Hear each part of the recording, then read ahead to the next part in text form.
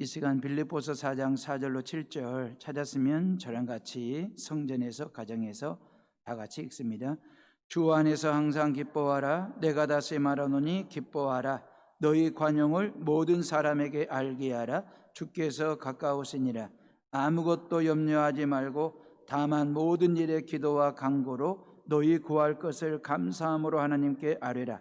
그리하면 모든 지각에 뛰어난 하나님의 평강이 그리스도 예수 안에서 너희 마음과 생각을 지키시리라. 아멘. 성전에서는 옆에 계신 분들과 가정에서는 가족들과 함께 힘들 내시라고 인사들 하겠습니다. 예, 힘들 내시라고 건강하시라고 인사들 하시고. 예. 창세기 1장 1절 태초에 하나님이 천지를 창조하시니라. 성경은 위대한 선언과 장엄한 선포로 시작합니다. 인간의 어떤 이해를 구하거나 설명하거나 설득하는 말씀으로 성경이 시작되는 게 아니고 그냥 믿을래 말래 선포로 시작하시거든요. 신앙의 결단, 우리에게 믿음을 결단할 것을 단호한 말씀으로 성경은 시작합니다. 이 말씀을 내가 믿으면 인류의 주인 되신 하나님이 너의 인생의 주인됨이 열리는 거고요. 이 말씀을 믿지 않으면 평생 죽는 그날까지 내가 내 인생이 주인 되는 인생이 열리는 것이고요. 누가 감히 내가 천지를 만들었다라고 말씀할 수 있겠습니까? 석가가 아니면 공자가 아니면 소크라테스가 그런 말을 하겠느냐 그 말이에요. 유일하신 창조주 하나님만이 내가 천지 만물을 말씀으로 지으셨다라고 말씀하실 수 있는 이유는 뭐냐면 인류 역사의 주인이시기 때문에, 그리고 우주 만물의 주인 되시기 때문에 하나님만이 이 말씀을 하실 수 있는 것입니다. 이런 하나님께서 가장 중요하게 여기시는 게 뭔지 아십니까? 말씀으로 천지 만물을 지으신 하나님이 중요하게 여기시는 게 관계라고 하는 것입니다. 첫날 빛을 만드시고 낮과 밤을 구분했더라 그랬거든요. 그리고 하늘을 지으시고 그 말입니다. 그리고 난 다음에 땅과 바다 각종 식물들을 지으셨어요. 그리고 해와 달과 별들을 하늘에 걸어 놓으셨거든요. 그리고 다섯째 날에 하나님께서 하늘을 나는 새들과 바다에 있는 어류들, 고기들을 만드시고, 그리고 여섯째 날에 각종 동물들을 다 만드시고 난 다음에 마지막에 인간을 지으셨더라. 이게 창조의 순서이고 질서이거든요. 다시 말하면 하나님이 지으신 모든 피조물들 속에 뭐가 있냐면 과가 있습니다. 낮과 밤 그랬잖아요. 동물과 식물 그랬지 않습니까? 하늘과 땅 그랬지 않습니까? 모든 동식물들과 그랬습니다. 이 과라고 하는 것이 곧 관계를 두고 하는 소리거든요. 하늘과 땅 사이에 뭐가 있느냐? 과가 있다라고 하는 것입니다. 근데 관계를 맺고 있다라고 하는 거죠. 하늘과 땅은 관계를 맺고 있습니까? 낮과 밤 관계를 맺고 있는 것이거든요. 낮이 지나고 나면 어두운 밤이 옵니다. 어두운 밤이 지나고 나면 낮이 오는 것이거든요. 그래서 피조물을 지으신 창조주 하나님은 모든 피조물들을 관계를 통해서 그 말이거든요. 그래서 어떤 신학자들은 태초에 하나님이 관계를 창조하시니라 이렇게 가르치고 주장하시는 분들도 있거든요. 유대인 성경 주석자들은 창조에 대해서 하나님은 이야기를 하고 싶어서 관계를 맺고 싶어가지고 인간을 당신의 형상대로 지었다라고 말씀하는 유대인 창조론자들도 있고 말입니다. 그게 하나님을 철저하게 관계의 하나님으로 설명하고 있는 것이거든요. 테레사 수녀에게 물었습니다. 인류의 가장 큰 병이 뭐냐고 물었습니다. 에이즈입니까? 암입니까? 아니면 요즘 같으면 전염병이 가장 큰 병이라고 생각하십니까? 뭐가 가장 큰 병이라고 생각하시냐고 테레사에게 물었더니 그녀가 하는 말은 외로움이라고 얘기했습니다. 외로움. 서로 간의 외로움이 인류의 가장 큰 질병이라고 그리 대답을 했거든요. 하나님께서 서로 간의 관계를 맺으라고 살으라고 인간을 지으시고 모든 자연과 동식물들을 만들어 놓으신 것이거든요. 서로 간의 관계를 통해서 힘이 되고 힘 주고 말입니다. 서로 간의 관계를 통해서 도움 주고 도움 받고 말입니다. 서로 간의 관계를 통해서 서로 사랑하고 협력하는 그런 관계적 사회적 동물이 되라고 하나님은 그렇게 지으셨다라고 하는 거예요. 코로나19가 준 상처 중에, 아픔 중에 가장 큰 상처는 뭘까요? 인간과 인간과의 관계를 좀 멀리 떨쳐 놓았다라고 하는 게 가장 큰 상처이고 아픔이지 않을까라는 생각 말입니다. 이제는 얼굴도 마스크로 가리고 사는 것 자체가 너무너무 익숙해져 버렸어요. 이제 마스크를 벗는 것 자체가 불안해지기 시작한 거예요. 그러니까 제가 여러분들의 눈빛만 본 게 벌써 7개월째예요. 여러분들의 코를 못 본 지가, 여러분들의 입술을, 여러분들의 턱선이 어떻게 됐는지 못 본 지가 벌써 7개월이 됐어요. 너무너무 보고 싶은 거 있죠. 이게 이렇게 비대면 사회가 길어질 거라고 누가 생각을 했겠어요. 그래도 지난날 말이에요, 사람과 사람 간에 서로 얼굴을 맞대고 말이에요, 서로 이야기도 나누고 침이 튀도록 말이에요, 밥도 먹고 차도 마시고 박장대소하며 웃고 지냈던 지난날 세월이 얼마나 소중한 건지를 그때는 몰랐거든요. 근데 막상 사회가 면대면이 아닌 비대면 사회가 이렇게 길어지면서 세상에 마스크도 쓰지 않고 그냥 마주보고 가까이 옆에 앉아가지고 밥도 먹고 차도 마시고 침 튀어가면서 이야기하고 한박 웃음을 지으며 살았던 지난날, 그때 그 세월이 얼마나 소중했던가를 우리는 지금 절절하게 깨달으면서 우리의 마음 한켠에 왠지 모른 두려움과 뭐라 할까요? 외로움이 있는 이유는 뭘까요? 그 이유는 이 비대면 사회가 언제 끝날는지, 그리고 언제 우리가 면대면하는, 얼굴을 맞대고 마주보고 앉아서 웃고 말하는 그 세월이 언제 우리에게 다가올는지에 대한 막연함 때문에, 두려움 때문에 우리가 지금 외로움을 타고 있는 거잖아요. 12월 3일 날 대학 수학능력 시험을 치르는 수능생들과 학부형들과 일선의 교사들을 생각하면 참 짠하다는 생각이 들어요. 앞으로 60일 딱 남았거든요. 12월 3일 날 시험을 제대로 치르는지, 시험 치르더라도 전염과 감염에 대한 두려움을 떨쳐내고 수험생들이 공부한 대로 집중해서 시험 문제를 풀어낼 수 있을는지, 그 말이에요. 수능 시험이라고 하는 것 자체가 그들에게는 무거운 짐이거든요. 근데 그 무거운 짐에다가 코로나를 또 하나 얹어놨으니 19살짜리 20살짜리 젊은 청소년들이 감내하기에는 좀 버거운 짐이지 않을까. 그래서 우리가 모여서 새벽마다 성전이 됐든 이부자리 위가 됐든 이 수험생들을 위해서 기도하고 또 기도하자라고 하는 거지. 그동안 준비한 공부, 그리고 앞으로 60일 남았으니까 최선을 다해서 준비해가지고 수능생들이 정말 평온한 마음으로 수능 시험을 치를 수 있도록, 그리고 좋은 결실을 거둘 수 있도록, 그리고 이번 주 수요일 날, 목요일 날 조혈모 세포 이식하게 될 집사님을 위해서 우리가 하나님 앞에 기도하고 또 기도하자라고 하는 얘기죠.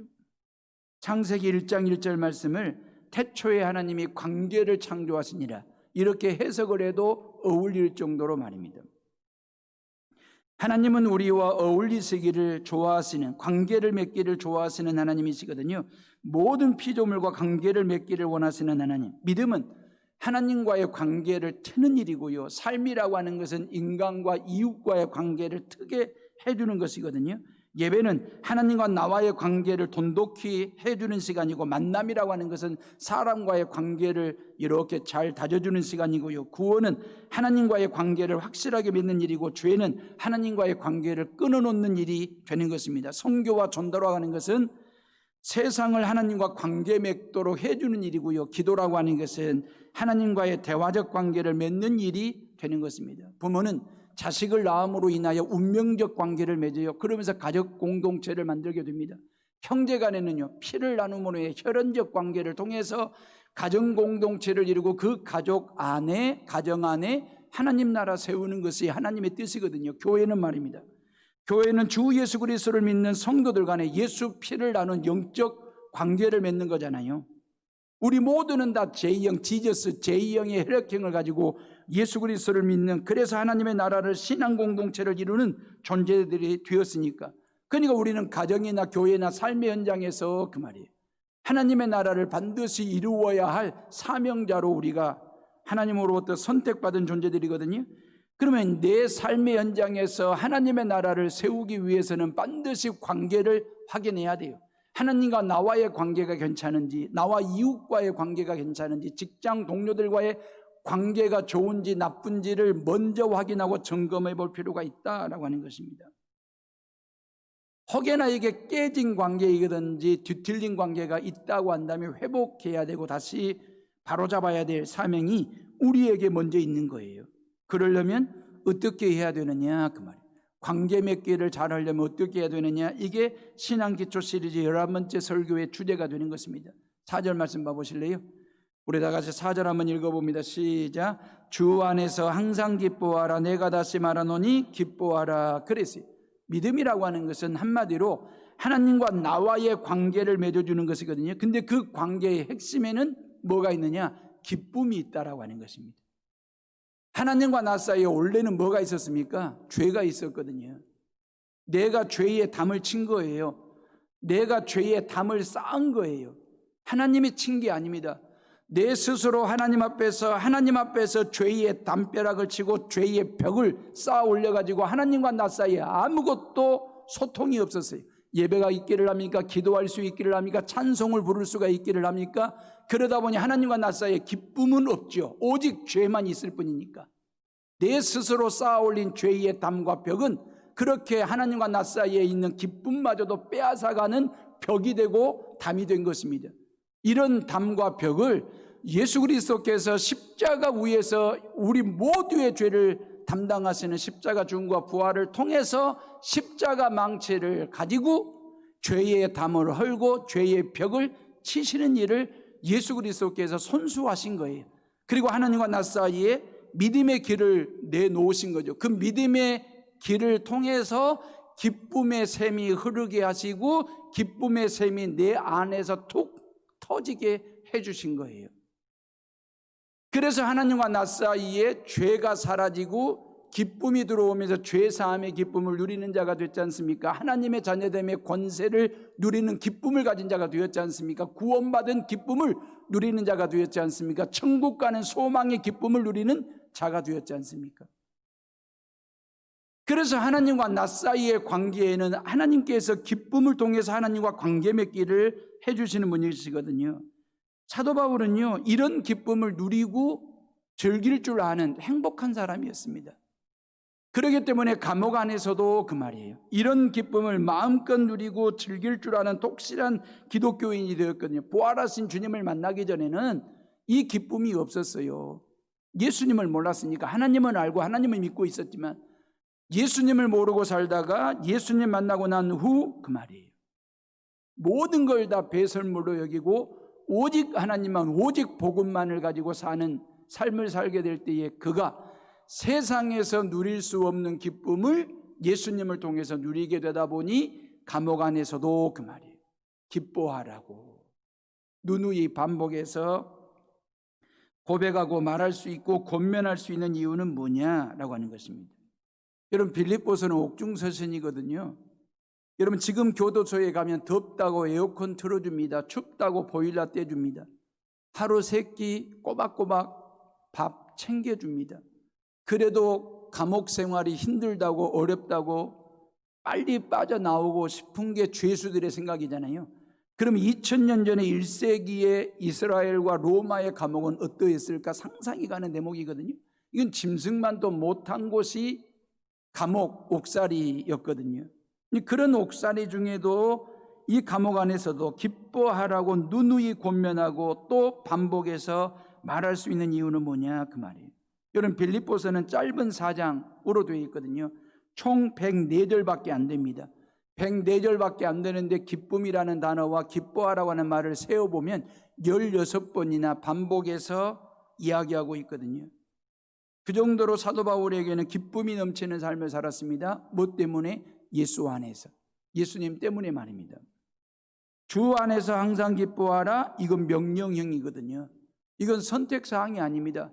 내 형편과 처지와 여건이 좋아지면, 내 감정이 좋아지면 기뻐하죠. 이게 아니에요. 선택사항이 아니고 지금 필수입니다. 명령으로 우리에게 주어진 것입니다. 또 하나 현재형이거든요. 지금 기뻐하라는 것입니다. 어떤 내 환경과 여건을 살피고 난 후 기뻐할 수 있는지 없는지를 따져보고 계산해보고 저울질해봐서 기뻐하는 게 아니고 명령으로 주어진 거고 지금 현재형으로 주어진 하나님의 말씀입니다. 사도 바울은 감옥 안에서 이런 기쁨을 누리면서 감옥 밖에 있는 성도들에게 이러한 기쁨을 누리며 즐기며 살라고 권면하고 있는 것이거든요. 과연 이런 명령으로 주어진 기쁨, 이런 명령으로 주어진 현재 기뻐할 수 있느냐 그 말이에요. 실은 저는 사도 바울보다도 훨씬 더 풍요롭고도 넉넉하고도 안정적인 목회를 하고 있거든요. 풍성한 목회를 하고 있습니다. 그럼에도 불구하고 저는 사도 바울만큼 기뻐하지 못하는 목사이거든요. 기뻐 안 하는 목사이거든요. 여러분들의 신앙은 어떻습니까? 1세기에 예수 그리스도를 믿었던 성도들 말입니다. 사도 바울의 목회는 목숨 걸고 하는 목회고 선교였거든요. 그럼에도 불구하고 감옥 안에서까지 명령으로 현재형으로 기뻐하라, 주 안에서 항상 기뻐하라고 말하는 이유, 그 비결이 뭐냐 그 말이에요. 그 비밀과 비결은 아주 간단합니다. 그것은 바울의 심령이 예수 그리스도로 꽉꽉 채워져 있었기 때문에 가능한 거예요. 빌립보서 1장을 자세히 한번 읽어보면 그리스도 혹은 예수라는 말이 몇 번이나 나오냐면 17번이나 나옵니다. 빌립보서 1장은 30절밖에 안 돼요. 30절 중에 17번이 예수, 예수, 그리스도, 그리스도, 예수라고 하는 말이 반복해서 나오는 이유는 그냥 2절에 한 번 정도는 예수, 그리스도라고 하는 말을 했거든요. 이유가 뭘까요? 그건 평상시 바울의 심령 속에, 마음 속에, 생각 속에, 삶 속에 오직 예수로 꽉꽉 채우고 살고 있기 때문에 입을 떼는 순간 예수, 펜을 잡고 글을 쓰는 순간에 예수 그리스도라고 하는 말을 글로 쓸 정도로 말입니다. 늘 그 심령 속에 예수로 충만하게 채우고 살다 보니 그렇게 입을 떼면 예수 그리스도, 말만 하면 예수라고 하는 고백이 나올 수 있었다라고 하는 거죠. 사랑하는 헤어름의 식구들이여, 이번 추석 명절에 식구들과 함께 하나님께 감사 예배를 드리셨잖아요. 그 감사 예배를 드리시면서 다 같이 찬송가 304원을 부르시겠습니다 라고 혹시나 하시지는 않았는지 그 말. 늘 돈에 찌들려 살다 보면 그 말, 늘 돈 하다 보면 찬송가 304장이 304원이 될 수도 있습니다. 왜? 마음속에 돈, 생각 속에 돈, 삶 가운데 돈, 심령 속에 돈이 채워져 있기 때문에 304원이 될 수 있는 거예요. 다 같이 찬송가 304동을 부르시겠습니다. 늘 우리가 부동산 생각하고 아파트 생각을 하다 보면 찬송가 304장이 304동이 될 수 있습니다. 사람들과 이야기를 나누다 보면 그 사람의 관심사가 뭔지 이야기 속에 묻어나는 것을 볼 수 있습니다. 골프에 관심 있으신 분들은 골프 이야기로 대체적으로 대화를 풀어가지요. 부동산에 관심이 있으신 분들은 아무래도 부동산 이야기로 대화를 이렇게 풀어가는 것을 보게 되거든요. 사도 바울의 관심은 뭐였을까요? 지금 당장이라도 감옥에서 벗어나고 탈출하는 것이 그의 관심사였을까요? 아닙니다. 사도 바울의 관심사는 오직 예수 그리스도였습니다. 오직 예수 그리스도. 그래서 빌립보서 1장 7절에 보면 내가 예수 그리스도의 심장으로 너희 무리를 얼마나 사모하는지 하나님이 내 증인이니라 그랬어요. 하나님께서 증인 되어 주신대요. 뭘 증언하겠다는 거예요? 사도 바울에게 그리스도의 심장이 있다라고 하는 사실을 증언하는데 누가? 하나님께서 증인 되어 주시겠다는 거예요. 바울에게 예수 그리스도의 심장이 벌떡벌떡 뛰고 있는 이 사실에 대해서 그 말입니다. 그 정도로 예수로 가득 찬 인생을 살았던 사람이 바울이었습니다. 그래서 로마 감옥 안에서도 기뻐할 수 있었다라고 하는 얘기입니다. 사랑하는 헤어름의 식구들이 벌써 10월입니다. 코로나도 여전하고요. 여러분의 마음속에, 생각 속에, 삶 속에 뭘로 채우고 10월을 시작하기를 원하십니까? 예수 그리스도로 꽉꽉 넘치도록 채우고 10월을 시작하는 성도들 되시기를 주님의 이름으로 축원합니다. 우리 수험생들도 예수 그리스도로 채우고 그 예수 그리스도의 지혜를 받아서 60일 시험 준비 잘 준비해서 좋은 결실 거두기를 바라고요. 태초에 하나님이 관계를 창조하시니라 이런 하나님과 관계를 맺으면 항상 기뻐할 수 있다는 거예요. 그 하나님의 기쁨을 누릴 수 있다라고 하는 거예요. 그렇다면 우리가 하나님과의 관계를 통해서 기쁨만 누리면 되냐 그 말이에요. 하나님과 나 사이의 수직적인 관계를 통해서 기쁨이 주어지는 관계가 되었습니다. 그러면 하나님과 나와 또 다른 타자와의 수평적인 관계를 통해서 그리스도인다운 삶을 살아야 되지 않겠습니까? 우리가 신앙생활하면서 하나님과 나 사이의 수직적인 관계는 회복이 됐어요. 기쁨을 통해서 말입니다. 근데 진정한 십자가 지는 삶은 나와 또 다른 이웃과의 관계를 통해 수평적인 관계를 통해서 회복이 돼야 되는데, 이 수평적인 관계는 뭘로 회복이 되느냐? 5절 말씀입니다. 우리 다 같이 5절을 읽어봅니다. 시작. 너희 관용을 모든 사람에게 알게 하라. 주께서 가까우시니라 그랬어요. 관용이래요. 관용이 나와 또 다른 사람과의 수평적인 관계 맺기를 하는데 중요한 것이 뭐냐? 관용이래요. 국어사전적 의미는 너그러운 마음이라고 되어 있어요. 그 헬라어 성경에 보니까 에피에이케스라고 하는 단어를 썼는데, 이것은 넓은 마음으로 남을 품는 것을 관용이라고 얘기합니다. 그리스도인들에게는 관용이 있어야 돼요. 너그러운 마음 말입니다. 열린 마음, 따뜻하고 포근한 마음 말입니다. 그런데 그리스도인의 관용이라고 하는 것은 어디에서 출발하냐면, 예수 그리스도의 십자가 죽음과 부활을 통해서 내가 전적으로 구원받았다라고 하는 이 사실에, 그 하나님이 내게 전적인 은혜를 주셨다라고 하는 것, 그리고 예수 그리스도께서 언젠가는 다시 우리 가운데 재림주로 오실 거라고 하는 이 소망으로부터 너그러운 마음이 시작되는 거예요. 열린 마음이 시작되는 거예요. 관용이 시작이 되는 것이거든요. 그 출발점이 거기에요.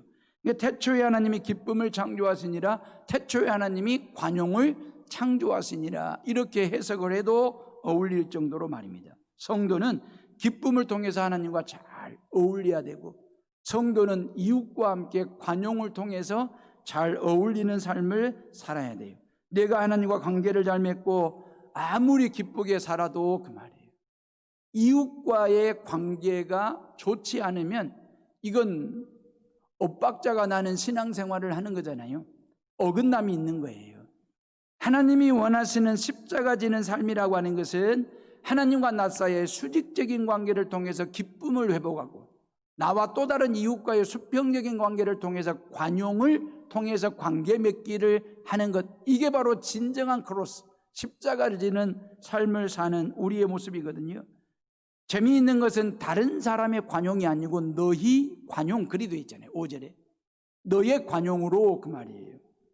우리의 관용을 모든 사람에게 알게 하라 그랬지 않습니까? 이 관용, 너그러운 마음, 따뜻한 마음은 나에게서 나와야 하고, 그 말이에요.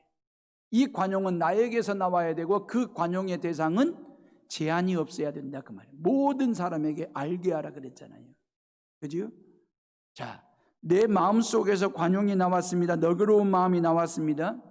근데 이 관용을 베풀 대상을 내가 고르거나 추리거나 내가 선별하면 이건 진정한 관용이 아닌 거예요. 그래서 성경은 너희 관용을 모든 사람에게 알게 하라. 관용은 대상에 제한이 없어요. 모든 사람들이 여러분들을 통해서 그리스도의 관용을 맛보고 경험할 수 있도록 그 말. 그래서 철학자 헤겔이 뭐라고 얘기했냐면, 마음의 문을 여는 손잡이는 내 안에 달려 있다 그랬어요. 마음의 문을 여는 손잡이는 내 안에 있다는 거예요. 손잡이는 마음 밖에 있는 게 아닙니다. 누군가가 밖에 있는 손잡이를 잡고 여는 게 아니에요. 내 마음 속에 있기 때문에 내가 열어주면 관용과 너그러움을 나누는 피드백이 이루어지는 관계를 맺고 살게 되는 것이거든요. 여러분, 인간관계라고 하는 것은 좋고 나쁨을 다른 사람이 나에게 한 말이나 행동에 근거를 둘 때가 종종 있거든요. 그런데 자세히 살펴보면 최종적인 결정은 나에게 달려 있는 거예요. 저 사람 때문에 내가 상처받았다고 말하지만 자세히 들여다보면 저 사람 때문이라는 판단 때문에 내가 나에게 나를 상처를 주고 있을 때가 종종 있습니다. 목회하다 보면 이런 일들이 많아요. 저 사람 때문에, 그 말이에요. 내가 상처받은 것이 아니고 실질적으로 저 사람 때문이라고 하는 판단 때문에, 내가 내린 판단 때문에 내가 나에게 상처를 줄 때가 있다라고 하는 얘기거든요. 인생은 말입니다, 우리에게 일어나는 일 10%, 그것에 대한 우리의 반응 90%로 살아간대요. 이게 인생이래요. 나에게 일어나는 일은 10%밖에 없어요. 근데 그 10%에 대한 나의 반응과 나의 태도에 따라서 내 인생이 달라질 수밖에 없다라고 그렇게 이야기하는 거예요. 아무리 다른 사람이 내게 뭐라 한들, 어떤 행동을 한든, 섭섭하게 하든 서운케 하든 상관없이 내가 내 마음, 그런 사람을 대하는 태도, 그런 말을 받아들이는 수용의 자세가 내가 관용, 너그러운 마음으로, 열린 마음을 가지고 받아들이게 되면 그 말이에요, 부부 간에 싸울 일이 없지요. 이웃 간에 다툴 일이 없지요. 성도들 간에 얼굴 붉힐 일이 없다. 그래서 성경은 관계 맺기를 통해서 너의 관용을 가지고 모든 사람들에게 알게 하라고 성경은 우리에게 말씀하시는 것이거든요. 관용은 내가 베푸는 거예요. 상대방이 뭐라고 하든 무슨 행동을 하든 상관없이 내가 내 관용을 베풀면 되는 것입니다. 너그러운 마음을 가지고 대하면 문제될 게 없습니다. 상처받지 않게 되는 것입니다. 예수님을 봐보세요. 당시 종교 지도자들과 로마 정부가 합세해가지고 예수님을 죽이기 위해서 골고다 언덕으로 예수님을 끌고 가잖아요. 끌고 갈 때에 모든 시민들을 동원했고 로마 군대를 동원하여 예수님을 끌고 갈 때에 주변 사람들, 시민들이 모두가 다 욕하고 비난하고 비판하고 돌팔매질을 하고 침 뱉고 뺨을 때립니다. 채찍질을 가합니다. 예수님을 향하여. 그런 군중들의 반응에 대해서 예수님께서 어떻게 반응하시냐면 저들의 죄를 용서해달라고 하나님께 기도합니다. 관용을 베푸십니다. 너그러움으로 품어주십니다. 따뜻함과 포근함으로 그 모든 돌팔매질하며 뺨 때리며 침 뱉는 자들을 품고 골고다 언덕 십자가 위까지 올라가신 분이 바로 예수 그리스도이십니다. 백악관을 기도실로 만든 대통령 링컨이라는 책에 나오는 이야기입니다. 링컨은 관용의 사람으로 우리가 잘 알고 있지 않습니까? 남북전쟁이 한참 중일 때에 맥클레런이라고 하는 뛰어난 장군이 있었어요. 그를 격려하고 또 힘을 북돋아주기 위해서 스탠턴이라고 하는 국방장관과 에이브람 링컨 대통령이 야전사령부를 방문하게 됐습니다. 근데 맥클레런 장군은 전쟁터 현장에 있었고 몇 시간을 기다렸다가 장군 맥클레런이 들어온 거죠. 막사로. 그리고 이제 링컨 대통령과 스탠턴 국방장관에게 목례 정도 인사만 하고 2층으로 올라가서 부관이 내려왔는데 장군께서 지금 주무신다고, 잠들어 버렸다고 그렇게 보고를 했을 때 스탠턴 국방장관이 아주 대통령을 무시하는 처사를 하고 링컨에게 당장 이 시간 이 자리에서 저 맥클레런 장군을 해임, 직위해제 하셔야 된다고 강력하게 요구했을 때 링컨이 잠깐 침묵을 하며 깊이 묵상하고 난 다음에 이렇게 얘기를 했습니다. 아닙니다. 맥클레런 장군은 우리가 이 전쟁에서 이기는데 절대적으로 필요한 사람입니다. 장군 때문에 전쟁이 조금이라도 빨리 끝날 수 있다면 나는 기꺼이 그의 말고삐를 잡을 수 있으며 그의 군화를 닦아드릴 수 있습니다. 이게 링컨의 관용의 정치, 포용의 정치였습니다. 링컨이 생각한 것은 뭡니까? 이 상황에서 맥클레런 장군에게 가장 필요한 것은 대통령과 마주보고 앉아서 이야기 나누는 것보다도 잠을 통해서 쉼을 얻는 것, 그리고 다시 체력을 보충하고 충전하는 것이 가장 중요한 것이다라고 링컨은 그 상황에서 생각하면서 관용과 포용의 정치를 펼친 사람이 링컨입니다. 스탠턴은 그 링컨의 관용 앞에 머리를 조아리게 된 거죠. 이런 관용과 희생과 사랑의 선진 정치를 했던 미국이 지금은 그 미국스럽지가 않습니다. 11월 3일 날 대통령 선거가 있는데 이건 뭐 막말하는 색의 난장판 고성이 오가는 대통령 후보자들 간에 TV 토론하는 것을 보니까 말입니다. 그 어떤 너그러움도 관용도 없는 미국 대통령 후보자들의 모습을 보면서 이게 선진 사회고 선진 미국인가, 참 미국스럽다라는 생각이 들면서 왜 이럴까 하는 겁니다. 청교도 신앙에 자꾸 옅어지는 거죠. 청교도 신앙에 자꾸 상쇄가 되는 거죠. 그러면서 미국인들의 마음속에, 생각 속에, 사고 속에 예수가 자꾸 빠져나가게 되는 거죠. 옅어지게 되는 거죠. 그러면서 관용과 포용의 정치는 사라지고 막말과 고성이 오가는 그런 지도자들을 바라보면서 선거를 어떻게 치룰 건지라는 생각 말입니다. 어제도 많고 많은 성도들이 교동에 있는 헌혈의 집에 가셔가지고 헌혈하시겠다고 찾아가신 분들이 있습니다. 버스를 타고 가신 교인들도 계시고, 딸을 데리고 가신 분들도 계시고, 아들들과 함께 가신 분들도 계시고, 본인이 직접 찾아가서 헌혈하신 분들도 계시고 말입니다. 너무너무 감사하지요. 이게 관용이고 이게 너그러움이지 않을까라는 생각 말입니다. 이 코로나19 때 그 헌혈하시는 분들이 숫자가 많이 줄면서 1년에 한 300만 명 정도가 헌혈을 해 주셔야 정상적인 수술이 된다는 거예요. 그런데 지금 많이들 줄어가지고 한 2만 명, 3만 명 정도의 마이너스가 나서 수술을 하고 싶어도 피가 부족해가지고 수술이 딜레이가 되는 환자들이 더러 있다고 그럽니다. 이럴 때에 헌혈에 동참하셔서 예수사랑 실천에 참여하시기를 바라고요. 예수님은 저와 여러분들을 죄 가운데서 씻고 우리의 죄를 다 닦아내고 씻기 위해서 십자가 위에서 당신 몸에 있는 모든 피를 다 쏟으셨거든요. 우리가 헌혈을 하게 되면 일회 헌혈할 때 350ml 내지 400ml 정도의 피를 뽑습니다. 그 피가 한 영혼의, 한 사람의 생명을 살리는 피가 될 수 있다라고 하는 사실을 기억하시고 여러분들의 관용과 너그러움을 가지고 나눔에, 예수사랑 실천운동에 참여해 주시기 바라고요. 마지막 결론적으로 서로 간의 관계를 좋게 하는 또 하나의 요소가 뭐냐면 감사라고 하는 것입니다. 여러분, 우리가 기쁨도 필요하고 관용도 필요하지만 감사가 없으면 안 돼요. 6절 말씀 봐보세요. 우리 다 같이 6절 한번 읽어봅니다. 시작. 아무것도 염려하지 말고 다만 모든 일에 기도와 간구로 너희 구할 것을 감사함으로 하나님께 아뢰라 그랬습니다. 염려는 거의 쓸모가 없는 거라네요.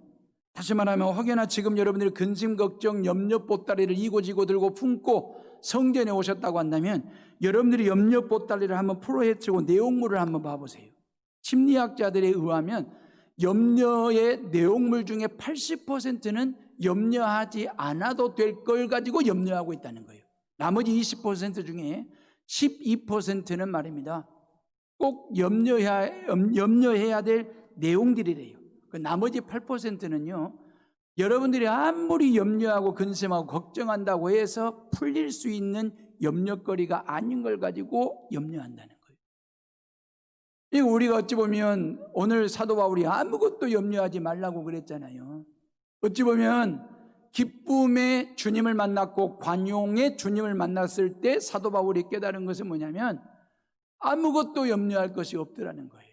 감옥 안에 갇혀 있는데도, 언제 죽을지도 모르는 상황인데도 죽음에 대한 염려 없이 기뻐하고 또 기뻐하면서 사도 바울이 뭘 이야기하는 것입니까? 아무것도 염려하지 말고 감사함으로 하나님께 기도하고 간구하고 아뢰래요. 염려는 하나님과 나와의 관계를 끊어놓아요. 모든 인간과의 관계를 틀어지게 합니다, 염려는. 근데 감사는 하나님과의 관계뿐만 아니라 모든 인간과의 관계를 돈독하게 다져주는 역할, 그게 바로 감사가 되는 것이거든요.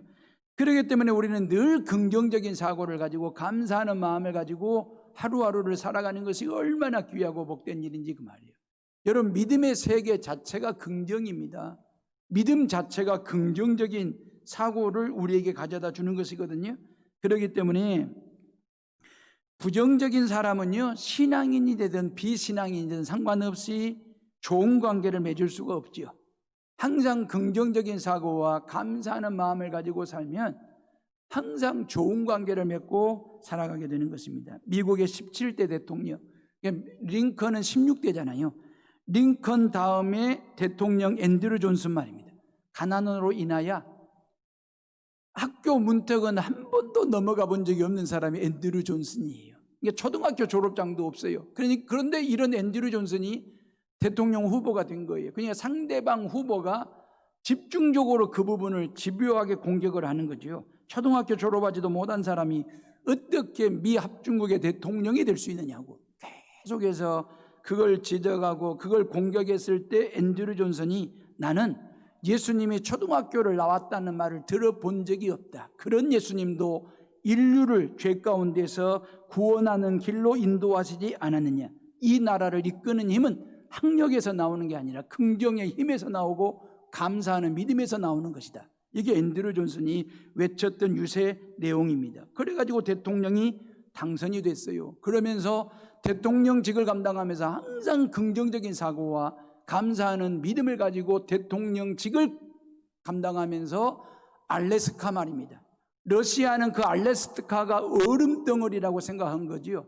버려진 땅이라고 생각한 거죠. 쓸모없는 땅이라고 생각을 했는데 앤드류 존슨 대통령은 말입니다. 항상 긍정적인 사고를 가지고 있었기 때문에 그 알래스카를 그때 당시 러시아로부터 아주 싸게 삽니다.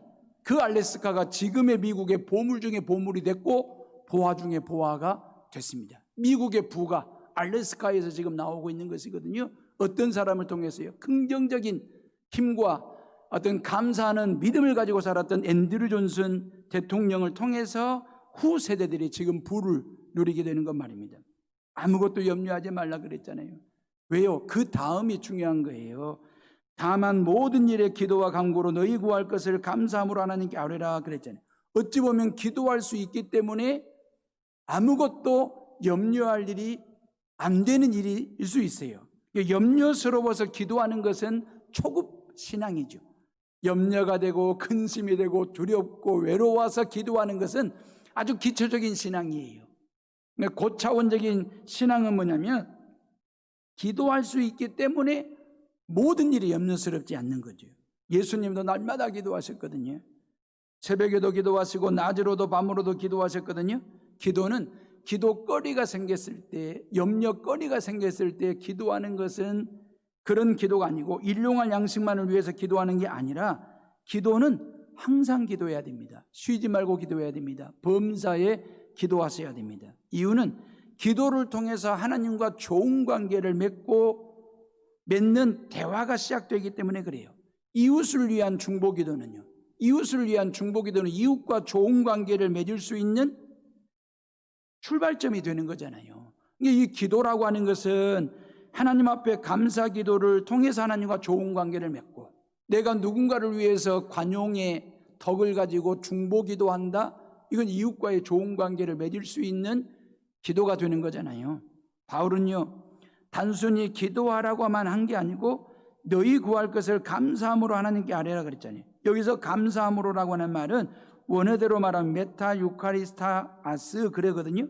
이게 뭔 말이냐면 하나님의 뜻이 우선임을 믿고 감사함으로 받는 태도, 이게 감사함으로 아뢰는 거래요.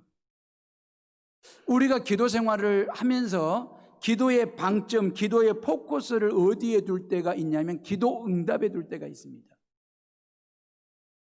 근데 오늘 아무것도 염려하지 말고 하나님께 감사함으로 아뢰고 기도하고 간구하라고 할 때 감사함으로라고 하는 말은 하나님의 관점에서 기도하라는 거지요. 다시 말하면 기도의 초점 포커스를 어디에 두냐면 하나님께 두라는 것입니다. 봐보세요. 우리에는 기도 응답, 실은 기도 응답은 하나님의 몫이거든요. 기도는요, 내 몫입니다. 그건 내가 해야 될 일입니다. 그러면 기도 응답의 속도, 기도 응답의 내용물은 하나님이 결정하시는 거예요. 내가 할 일은 오로지 기도만 하는 거예요. 그러니까 우리가 중요한 것은 기도 응답도 중요하지만 기도 자체가 더 중요한 거예요.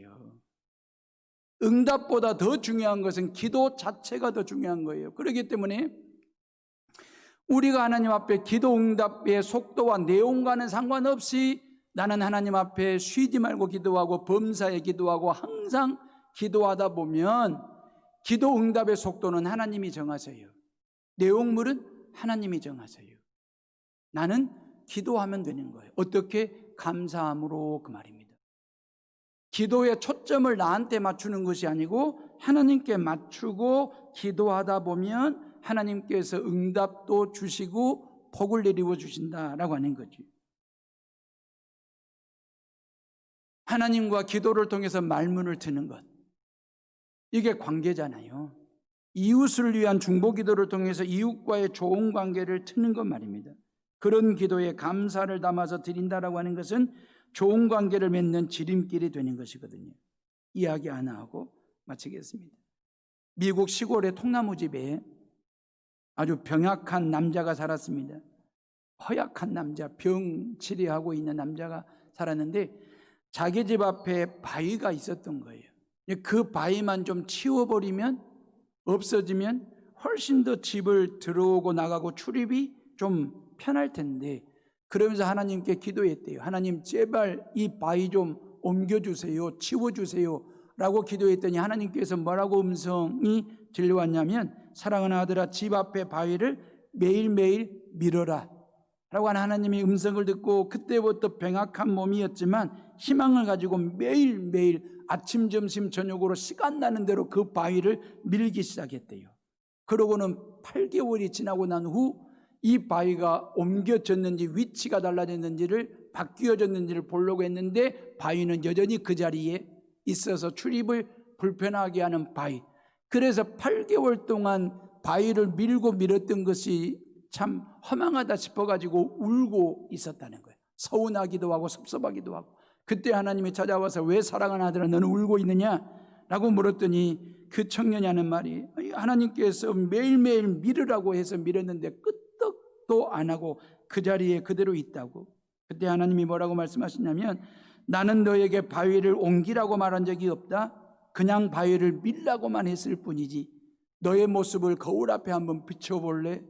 그리고 그 하나님의 음성을 듣고 거울 앞에 섰더니 병약한 남자가 서 있는 게 아니고 근육질의 남자가 서 있는, 건강한 남자가 서 있는 자기 자신의 모습을 보고 깨달은 것이 뭐였냐면, 지난 8개월 동안 밤마다 하던 기침이 없어졌고 매일매일 기분이 상쾌하고 잠도 잘 잤다라고 하는 지난 8개월의 삶을 확인하게 된 거죠. 그런데 하나님의 계획은 바위의 위치를 변화시키는 것이 아니라 그 사람을 변화시키는 것이 하나님의 목적이었습니다.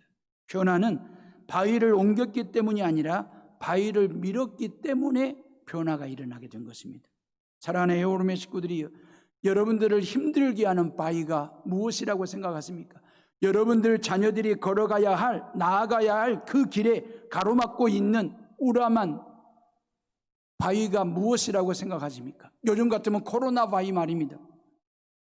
질병이라고 하는 바위, 수능시험이나 취업이라든지 아니면 사업의 번성함의 바위, 이 바위가 없어지기를 바라십니까? 이 바위가 옮겨지기를 원하십니까? 이 바위가 바뀌기를 원하십니까? 여러분, 내 안에 기쁨과 내 삶의 평안은 염려의 바위가 없어지는 데서 오는 게 아니라 염려의 바위를 향한 나의 태도가 바뀌는 데서부터 기쁨이 오고 관용이 오고 행복이 온다는 사실을 믿으시기를 주님의 이름으로 축원합니다. 염려가 중요한 게 아니라 염려 앞에 서 있는 나의 태도와 나의 마음이 중요한 거다. 하나님은 우리를 뭘 바꾸시기를 원하십니까? 우리 앞에 있는 바위를 바꾸시려는 게 아니라 그 바위를 대하는 나의 마음을, 태도를 바꾸어 주시는 분이 바로 하나님 여호와이시거든요. 그러니까 바위 앞에서 기뻐하십시오. 바위 앞에서 관용을 베푸십시오. 바위 앞에서 감사 기도를 하나님 앞에 드리십시오. 그러면 코로나라고 하는 바위가 버티고 있어도, 질병이나 수능이라는 바위가 가로막고 있어도 그걸 대하는 나의 생각과 나의 태도가 바뀌면 내 안에 내공이 생기는 거예요. 내가 기쁨으로 바위를 매일매일 밀면 나에게 기쁨이라고 하는 근력이 생깁니다. 내가 관용이라고 하는 바위를 아침마다 새벽마다 나주로 밀면 내 안에 관용이라고 하는 근력이 생기게 됩니다. 여러분, 이렇게 감사라고 하는 바위를 내가 밀고 밀면 내 안에 감사 기도의 내공과 영역이 쌓이게 되는 것입니다. 바위가 바뀌는 게 아닙니다. 현실이 바뀌는 게 아닙니다. 현장이 바뀌는 게 아닙니다. 지금 나에게 주어진 환경이 바뀌는 것이 아니라 그 현실과 현장과 환경을 대하는 내 마음과 내 태도가 바뀌는 것, 이게 하나님의 뜻이에요. 나를 향한 하나님의 계획이에요. 성경에는 없는 이야기인데 사탄마귀가 창조주 하나님께 와서 물었대요. 왜 하나님은 모든 피조물들을 만들어 놓고 보시기에 좋았더라 보시기에 좋았더라 그렇게 감탄해 놓으시고 왜 사람을 만들어 놓고 난 다음에는 보시기에 좋았다라고 감탄 안 했냐고 사탄마귀가 물었습니다. 여러분 창세기 1장 30절이 마지막 절이거든요. 거기에 보시기에 심히 좋았더라 그랬거든요. 베리베리 굿 그리 되어 있거든요. 보시기에 심히 좋았다라고 하는 말은 하나님께서 모든 피조물들을 다 만드시고 나온 다음에 이게 인간을 위해서 완벽하게 세팅된 것을 보고 보시기에 심히 좋았더라 그런 거지, 하나님의 형상대로 인간을 지어놓고 난 다음에 심히 보시기에 좋았더라 그 고백을 한 게 아니에요. 성경 1장 잘 봐보세요. 인간을 지으시고 사람을 만들고 난 다음에 보시기에 좋았더라는 고백이 없어요. 그 이유를 묻자 하나님께서 이렇게 말씀하셨습니다. 모든 피조물들, 동물과 식물과 짐승들은 완성품으로 만들었다는 것입니다. 근데 인간은 미완성품으로 만들었다는 것입니다. 우리가 소가 송아지를 낳을 때 보면요, 여러분들 보셔서 아실 거예요. 소가 송아지를 낳을 때 송아지가 퐁 하고 떨어지거든요. 이 외양간 위에 툭 떨어짐과 동시에 이 송아지가 네 발로 뻘떡 일어납니다. 그리고 걷고 뜁니다. 그리고 엄마 젖을 빱니다. 모든 동물과 모든 짐승들은 완성품으로 만들어져 있거든요. 그렇기 때문에 인간처럼 태어나가지고 1년 동안 누워있지 않습니다. 1년 동안 젖 물려달라고 울지 않습니다. 모든 동물과 식물과 짐승들은요, 완성품으로 만들어졌게 태어나는 순간부터 자기 인생을 살아갑니다. 근데 인간은 그리하지 못합니다. 1년 동안 누워있어야 됩니다. 그리고 1년 지나고 난 후에 어렵게 일어섭니다. 아장아장 걷기 시작합니다. 그리고 밥을 먹기 시작합니다. 그러면서 10대가 되고 20대, 30대, 50대, 60대 평생을 살아가면서 인간은 끊임없이 만들어져가는 존재로 살게 돼 있습니다. 이유가 뭘까요? 왜 하나님은 인간만큼은 미완성으로 만들어 놓았을까요? 이유는 하나님과 끊임없는 관계를 맺고 살으라고, 하나님을 떠나서는 안 될 존재로 하나님께서 그렇게 만들어 놓으신 거예요. 인간마저도 완성품으로 만들어 놓았으면 모르겠습니다. 이 땅에 교회가 존재할까요? 이 땅에 예배가 있을 수 있을까요? 인간은 말입니다, 언제든지 하나님을 등지고 도망칠 개연성, 가능성을 가지고 살아가는 존재입니다. 그래서 하나님은 미완성으로 만들어 놓으시고 지난달에도 우리를 만드시고 이번 달에도 우리를 만드실 거고 이 예배를 통해서 하나님께서 우리를 만드시고 지어 가시는 중에 있는 ing, 진행 중에 있는 존재입니다. 그러니 하나님과의 관계를 떼어내면 안 되는 거죠.